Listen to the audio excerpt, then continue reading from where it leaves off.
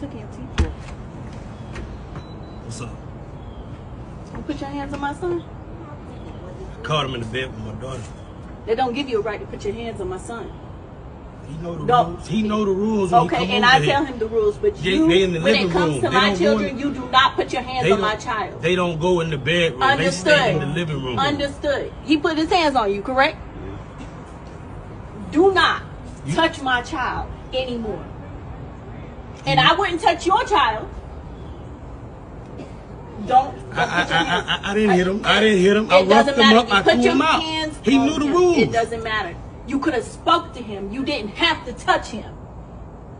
You didn't have to use physical force. So did you even know who he was? Where he was? He said he was going to a friend's house. I didn't know he was coming over here. Oh, so you don't keep tabs on your own son? Of course I keep tabs on my son. That's crazy. And you need to watch your mouth, because don't tell me what I'm doing. I'm telling you.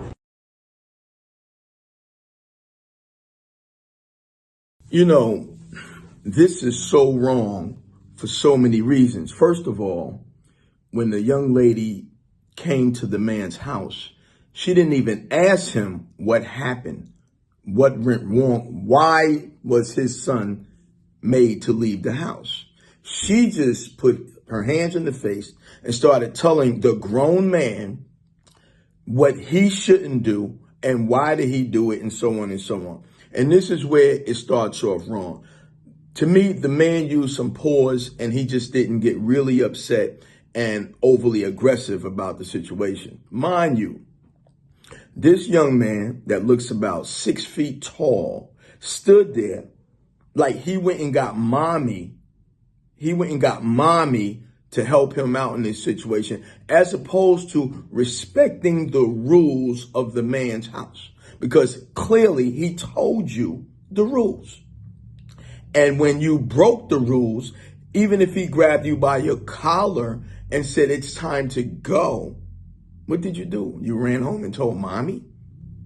And then she comes, clearly never addressing the man to find out what happened. Why did he remove the son from the house?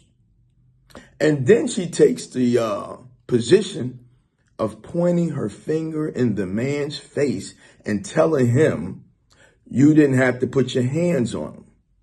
But guess what, young lady? The police will put their hands on him. A lot of people will put their hands on him if he's out of order, regardless of how you feel. If he's out of order, someone's going to put their hands on him. And this is what a lot of these young people, with these mothers that sometimes not really understanding. This is a grown man. You have to let him work through some of this stuff himself, because he's wrong. I would have probably handled the same way.